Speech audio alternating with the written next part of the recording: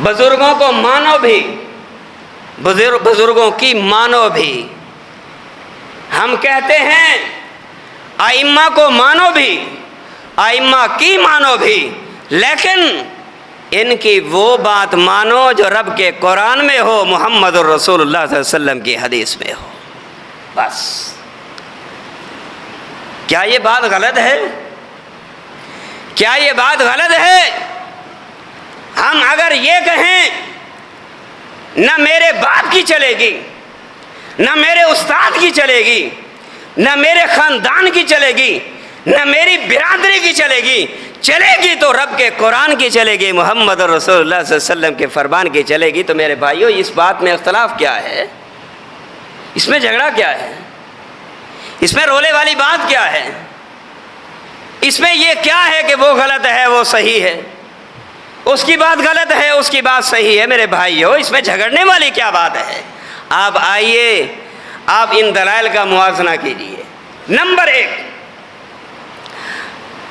کہتے ہیں رفع الیدین سے اس لیے منع کر دیا گیا۔ اب آئیے بات توجہ کیجیے، کہتے ہیں رفع الیدین سے اس لیے منع کیا گیا، اس لیے روک دیا گیا کہ ہاتھوں کا اٹھانا نماز میں خشوع و خضوع کے خلاف ہے۔ ہاتھوں کا اٹھانا نماز میں خشوع کے بھی خلاف ہے، خضوع کے بھی خلاف ہے۔ بھئی دلیل کیا ہے؟ کہتے ہیں دلیل یہ ہے، اللہ کے قرآن نے فرمایا نا کہ قد افلح المؤمنون الذین هم فی صلاتهم خاشعون، کہ مومن کامیاب ہو گئے، وہ مومن کامیاب جو اپنی نماز میں خشوع کرتے ہیں، وہ مومن کامیاب جو اپنی نماز میں خضوع اختیار کرتے ہیں، وہ مومن کامیاب جو اپنی نماز کو بڑی تسلی کے ساتھ، بڑے سکون کے ساتھ پڑھتے رہتے ہیں۔ لہذا اس سے یہ ثابت ہوا کہ امام سیوطی نے امام قرطبی نے اپنی تفسیر قرطبی کے اندر یہ بات نقل کی ہے، اور وہ کہتے ہیں کہ نماز کے اندر رفع الیدین کرنا جو ہے بالکل منع کر دیا گیا، اور کہا گیا کہ لا یرفعون ایدیہم فی الصلاۃ، کہ اس آیت کو ملحوظ خاطر رکھتے ہوئے اسی وجہ سے حضرات صحابہ کرام بھی، تابعین بھی، تبع تابعین بھی اسی آیت کو ملحوظ خاطر رکھتے ہوئے رفع الیدین نہیں کیا کرتے تھے۔ کیوں؟ اس لیے کہ ہاتھوں کا اٹھانا نماز میں خشوع اور خضوع کے خلاف ہے، نماز میں خشوع اور خضوع کے خلاف ہے۔ حوالہ کیا دیا؟ حوالہ دیتے ہیں تفسیر قرطبی کا، اور جب میں نے تفسیر قرطبی کا مطالعہ کیا، جب میں نے تفسیر قرطبی کو پڑھا، اس کے سند کو جب میں نے دیکھا، میرے بھائیوں اس کی سند کے اندر محمد ابن مروان راوی موجود تھا، محمد ابن مروان راوی موجود تھا، اور اس کی سند میں کلبی راوی موجود تھا، اور اس کی سند میں ابو صالح ہے۔ محمد ابن مروان، کلبی اور ابو صالح، جب ان تینوں کے ہسٹری کو میں نے پڑھا، محدثین نے لکھا، اور اسماء الرجال والوں نے لکھا، جرح اور تعدید والوں نے لکھا، کیا کہتے ہیں کہ یہ تینوں کے تینوں راوی جھوٹے ہیں، کذاب ہیں، ضعیف ہیں، من گھڑت روایات بیان کرنے والے ہیں۔ محمد بن صالح بھی ضعیف راوی، کلبی بھی ضعیف راوی، اور ابو صالح بھی ضعیف بھی ہے، موضوع روایات بیان کرنے والا ہے، اور کذاب بھی ہے، جھوٹا بھی ہے۔ میرے بھائیوں مجھے بتاؤ، جن کی بات جھوٹی ہو، جن کی روایت بیان کرنا کذب پہ مبنی ہو، جن کی بات کو بیان کرنا ذوق پہ مبنی ہو، ان کی بات کیا حجت رکھتی ہے؟ ان کی بات کو آپ کیسے تسلیم کریں گے؟ آئیے، یہ بات بھی غلط ہو گئی کہ رفع الیدین کرنا نماز میں خشوع اور خضوع کے خلاف ہے۔ اگر اس روایت کو بیان بھی کیا جاتا ہے تو یہ روایت اپنے طور پہ صحیح نہیں، اور ضعیف بھی ہے، موضوع بھی ہے، من گھڑت بھی ہے، ایک روایت۔ اور دوسری دلیل کیا دیتے ہیں؟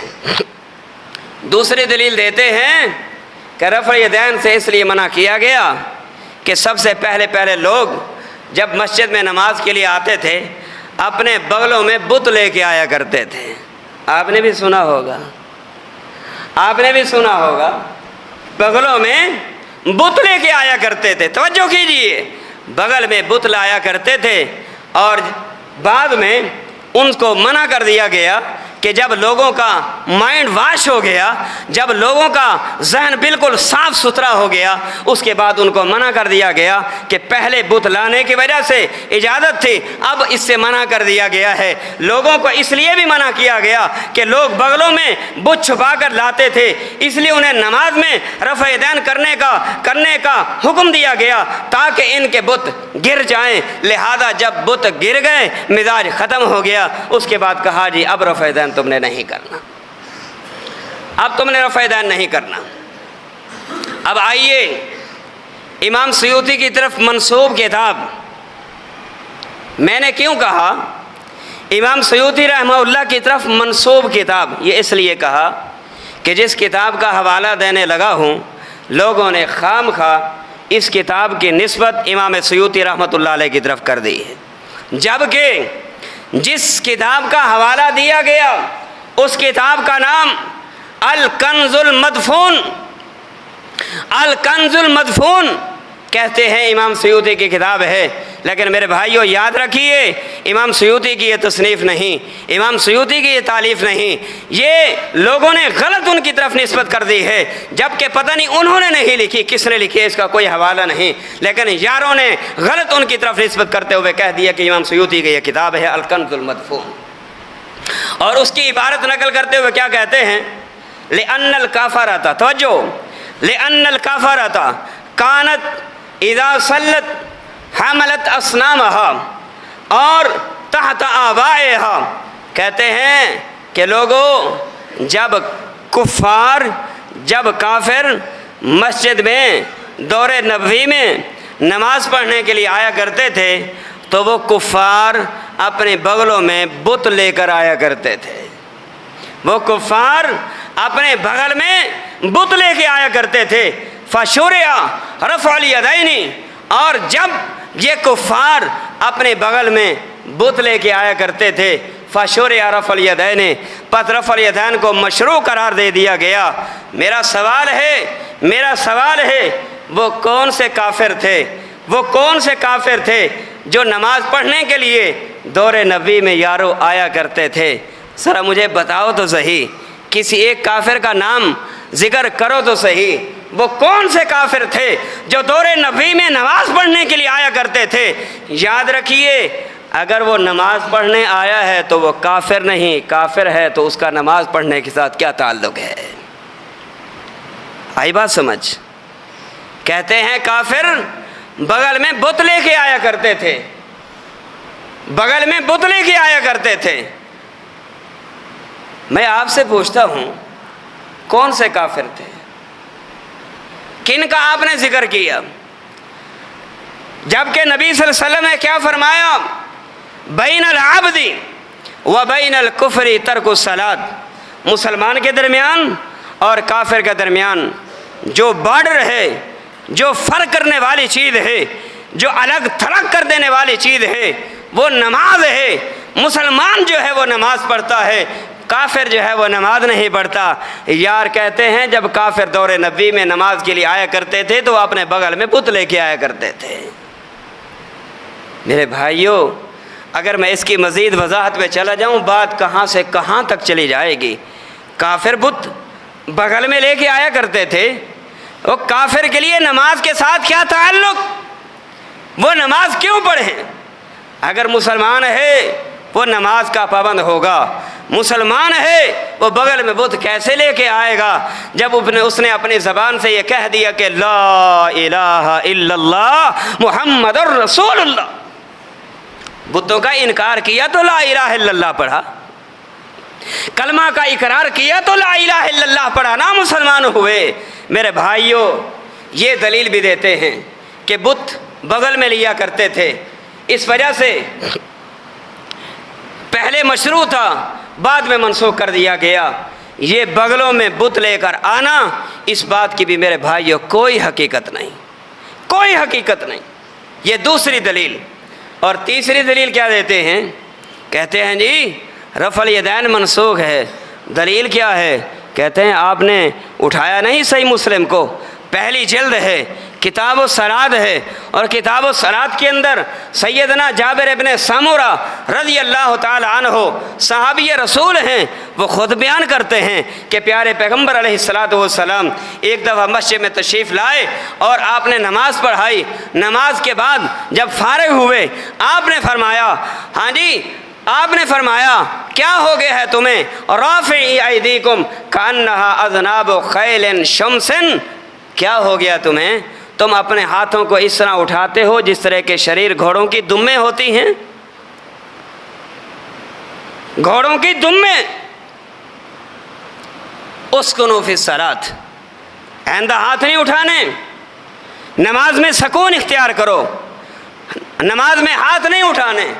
یاروں نے کہہ دیا کہ دیکھو صحیح مسلم بھی ہے، جلد نمبر 1 ہے، اور راوی سیدنا جابر رضی اللہ تعالیٰ عنہ ہے، اور امام نووی رحمہ اللہ نے باب قائم کیا ہے اور انہوں نے اس روایت کو اس میں بیان کیا ہے، فلاں فلاں فلاں، یہ سارے دلائل اور سارے حوالے دینے کے بعد کہتے ہیں کہ دیکھو نبی اکرم صلی اللہ علیہ وسلم نے خود تو فرما دیا تھا کہ اسکنوا فی الصلاۃ، نماز میں سکون اختیار کیجیے، آپ نے رفع دین سے منع فرما دیا۔ میرے بھائیوں آئیے ذرا اسی حدیث کو بھی دیکھ لیتے ہیں، اس میں کوئی شک نہیں، یہ روایت صحیح بھی ہے، یہ روایت مرفوع بھی ہے، اور یہ روایت محمد الرسول اللہ صلی اللہ علیہ وسلم کا فرمان عالی شان بھی ہے، کوئی شک نہیں، اور یہ بیان کردہ روایت صحیح مسلم کے اندر واقعتاً آئی ہے، بالکل آئی ہے، اس میں کوئی انکار نہیں۔ لیکن آئیے امام مسلم رحمۃ اللہ علیہ، یہ بات سنیے، امام مسلم رحمۃ اللہ علیہ نے جب صحیح مسلم کو تعلیف کیا، امام مسلم رحمۃ اللہ علیہ نے صحیح مسلم کے اندر پیارے پیغمبر علیہ الصلاۃ والسلام کی جب روایات کو نقل کیا، امام مسلم رحمہ اللہ نے شروع کیا اور لکھتے گئے تاکہ انہوں نے جو روایات بیان کرنی تھی وہ انہوں نے اپنی صحیح مسلم کے اندر روایات کو بیان کر دیا، تسلسل کے ساتھ روایات بیان کرتے گئے۔ لیکن انہوں نے کسی بھی روایت سے پہلے کوئی کتاب کا حوالہ نہ دیا، کوئی باب ذکر نہ کیا۔ بعض کتابوں کو آپ پڑھتے ہیں، طلبہ بھی بیٹھے ہوئے ہیں، علماء بھی بیٹھے ہوئے ہیں، بعض علماء جب طلبہ کتاب پڑھتے ہیں، ہر مصنف کتب احادیث والے مصنف جو ہیں وہ اپنے کتاب کو جب شروع کرتے ہیں وہ شروع میں ذکر کرتے ہیں کتاب الطہارۃ، کتاب الصلاۃ، ہاں جی، اور اس طرح کتاب الزکوٰۃ، کتاب الضحایا، باب الضحایا، فلاں فلاں۔ لیکن امام مسلم نے نہ کتاب کا ذکر کیا نہ باب کا ذکر کیا۔ اس کے بعد امام نووی رحمہ اللہ جب آئے، انہوں نے صحیح مسلم کو لیا اور صحیح مسلم کو لے کر انہوں نے ان کے بیان کردہ روایات کو کتاب کی شکل میں بھی اور ابواب کی شکل میں انہوں نے لکھا۔ امام نووی رحمہ اللہ جب اس روایت تک پہنچے، امام نووی رحمہ اللہ نے یہاں باب قائم کیا۔ میں آپ کو باب سناتا ہوں، وہ باب کیا ذکر کرتے ہیں کہ باب الامر بالسکون فی الصلاۃ والنہی عن الاشارۃ بالید ورفعها عند السلام۔ اور لوگوں، جن یاروں نے اس روایت سے یہ استدلال لیا کہ نبی صلی اللہ علیہ وسلم نے رفع دین کرنے سے منع کر دیا، روایت صحیح مسلم کے اندر راوی جابر بن سمرہ ہیں رضی اللہ تعالیٰ عنہ، امام نووی اس روایت کو لائے اور کیا کہتے ہیں کہ یہ روایت اصل میں رفع دین کی منسوخیت کے حوالے سے نہیں، بلکہ یہ روایت جو ہے بعض لوگ جب نماز پڑھتے، جب سلام پھیرتے نا، توجہ کیجئے، جب سلام پھیرتے ہوئے وہ کہا کرتے تھے السلام علیکم ورحمۃ اللہ۔ جب دائیں طرف سلام پھیرا، اپنے ہاتھ سے اشارہ کیا السلام علیکم ورحمۃ اللہ۔ جب بائیں طرف سلام پھیرا، کہا اپنے ہاتھ سے، زبان سے السلام علیکم بھی کہا اور ہاتھ سے اشارہ بھی کر دیا۔ پیارے پیغمبر علیہ الصلاۃ والسلام نے جب حضرات صحابہ کرام کو دیکھا، آپ نے فرمایا یہ کیا ہو گیا، تم اپنے ہاتھوں کو ایسے اٹھاتے ہو جیسے شریر گھوڑوں کی دمیں ہیں، لہذا تمہیں نماز میں سلام پھیرتے وقت تشہد کی حالت میں جب تم بیٹھو اور سلام پھیرو، اپنی زبان سے اتنا ہی کہہ دو السلام علیکم ورحمۃ اللہ، اور اس طرح ہاتھوں کے اٹھانے کی کوئی ضرورت نہیں۔ امام نووی رحمہ اللہ بھی فرماتے ہیں وَرَفِعَ عِنْدَ السَّلَامِ، جو حضرات صحابہ کرام سلام پھیرتے وقت اپنے ہاتھوں کو اٹھایا کرتے تھے، پیارے پیغمبر علیہ الصلوۃ والسلام نے ان ہاتھوں کے اٹھانے سے منع فرمایا ہے، نہ کہ نماز میں رفع دین کرنے سے منع کر دیا۔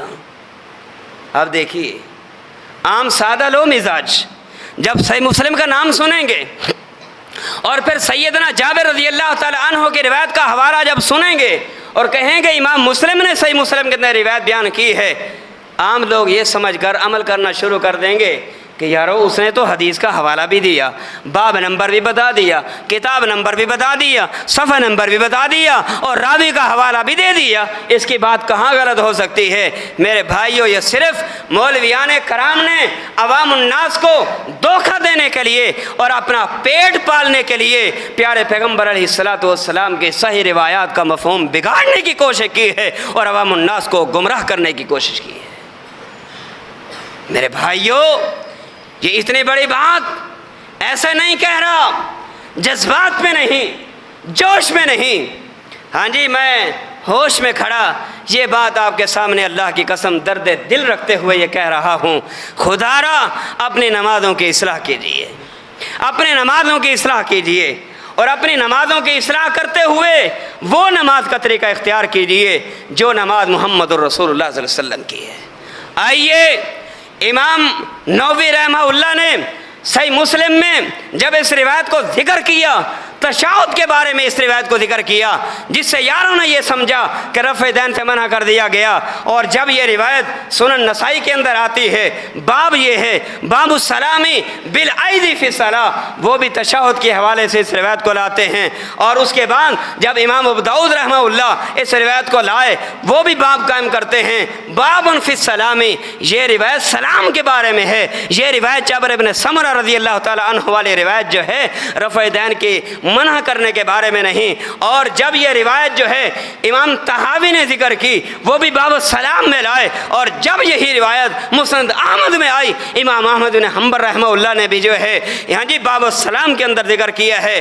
اور اس کے بعد حافظ بن قیم رحمۃ اللہ علیہ وہ بیان کرتے ہیں کہ لوگوں یاد رکھ لیجئے، رفع الیدین سے منع کرنے کی جتنی بھی روایات آئی ہیں، جتنی بھی روایات آئی ہیں، وہ ایک ہیں، دو ہیں، تین ہیں، چار ہیں، پانچ ہیں، الغر جتنی بھی روایات ہیں، امام ابن قیم رحمہ اللہ فرماتے ہیں تمام کی تمام روایات باطل ہیں، جھوٹی ہیں۔ رفع دین کی منسوخیت کے بارے میں کہ رفع دین کرنا جائز نہیں، اس بارے میں جتنی بھی روایات آئی ہیں امام ابن قیم رحمہ اللہ نے لکھا ہے کہ وہ تمام تر روایات باطل ہیں، جھوٹی ہیں، اور سند کے اعتبار سے بھی صحیح نہیں، متن کے اعتبار سے بھی صحیح نہیں۔ میرے بھائیوں، میں آپ سے پوچھتا ہوں، آپ ہی مجھے حوالہ لا کر دے دیجئے، آپ اپنے کسی امام سے لا کر دے دیجئے، اپنے کسی محدث سے لا کے دے دیجئے کہ کسی بھی جو ہمارے اسلاف گزرے ہیں ان اسلاف میں سے کسی ایک محدث کا نام بتائیے کہ جس محدث نے کتاب لکھی ہو اور لکھ کے یہ ثابت کیا ہو کہ رفع دین کرنا جائز نہیں ہے۔ کوئی ایک محدث کا نام آپ مجھے بتائیں، کسی ایک محدث کا نام بتائیں، کسی ایک امام کا مجھے حوالہ دیں۔ جائیے، چیلنج دے کے کہتا ہوں، آپ رفع الیدین صرف اس لیے نہیں کرتے کہ ہم حنفی ہیں، اس لیے نہیں کرتے ہم نقشبندی ہیں، میں آپ کو کہتا ہوں بریلوی بھائی ہوں، دیوبندی بھائی ہوں، آج تک نام نہیں لیا لیکن مجبوری کے ساتھ آج نام لینے لگا ہوں۔ میرے بھائیوں، میں دعوت دوں گا، دیوبندیوں کو بھی دعوت دوں گا، بریلویوں کو بھی، امام ابو حنیفہ رحمۃ اللہ علیہ سے کوئی ایک کتاب ثابت کر کے دکھائیں جس کتاب کے اندر جناب امام حنیفہ رحمۃ اللہ علیہ نے یہ لکھا ہو رفع دین کرنا منع ہے، اور روایت ذکر کی ہو جس سے یہ ثابت ہوتا ہو کہ پیارے پیغمبر نے کہا تھا پہلے کرنا جائز تھا، اب تمہیں کرنے سے منع کیا جا رہا ہے۔ کوئی ایک کتاب امام ابو حنیفہ رحمۃ اللہ علیہ سے ثابت تو کر کے دکھائیے۔ اللہ کی قسم کوئی ایک کتاب بھی کسی بھی امام سے، کسی بھی محدث سے نہ بریلوی لا کے دے سکتا ہے، نہ دیوبندی بھائی لا کے دے سکتا ہے۔ اگر اس فقیر سے آپ نے پوچھنا ہے، اس عاجز سے آپ اگر سوال کرو گے، اللہ کی قسم رفع الیدین کی منسوخیت کے بارے میں ایک نہیں کئی کتابیں آپ کے سامنے لا کر حوالہ دینے کے لیے تیار ہوں۔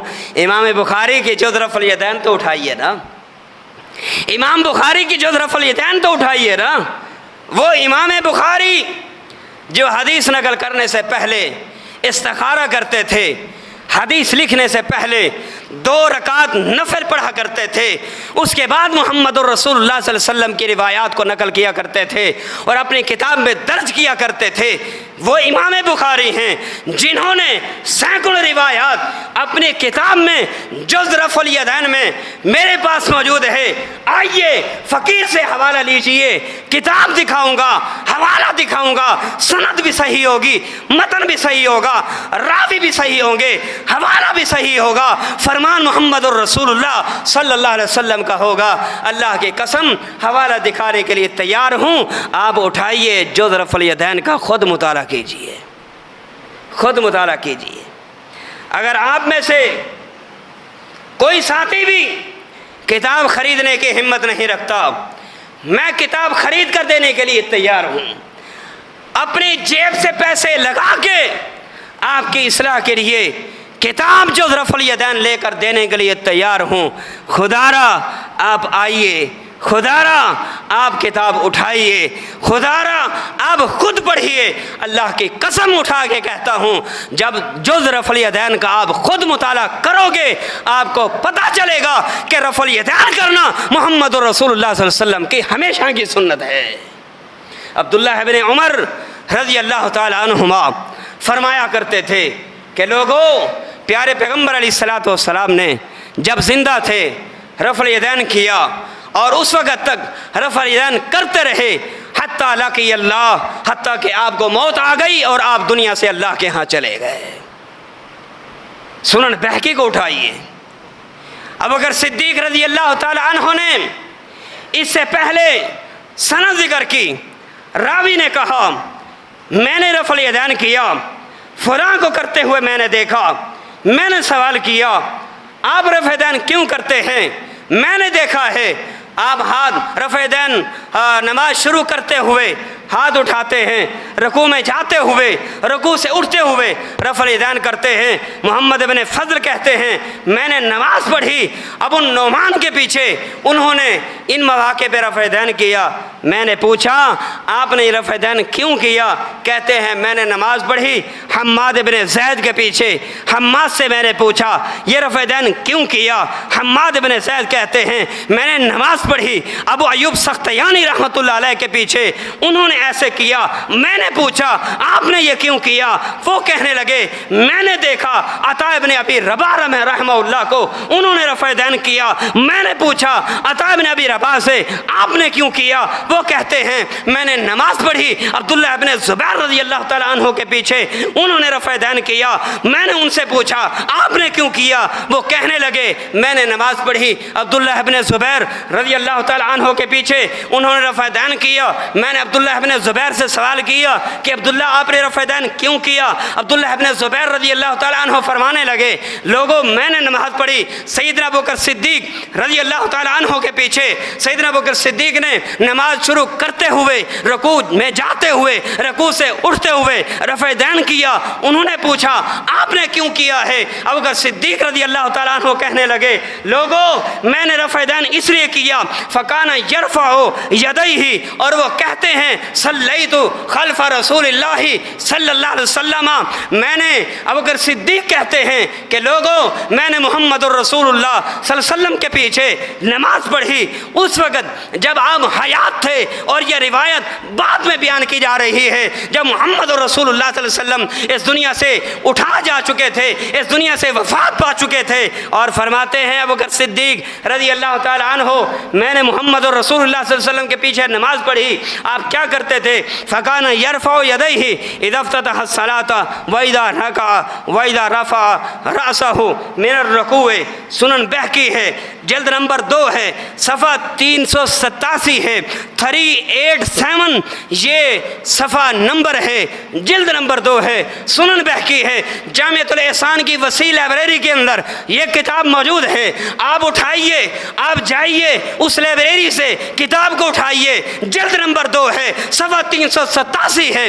اللہ کی قسم آپ اپنے نگاہوں سے خود پڑھ لیجئے، ہو سکتا ہے آپ سمجھیں یہ اہل الحدیث ہے، یہ اہل سنہ ہے، یہ وہابی ہے، یہ سنی ہے، اس لیے اپنے مسلک کو صحیح ثابت کرنے کے لیے دلائل دے رہا ہے۔ اللہ کی قسم میں کسی کے لیے دلائل نہیں دے رہا، میں وہ دلائل دے رہا ہوں جو دلائل محمد رسول اللہ صلی اللہ علیہ وسلم سے ثابت ہیں۔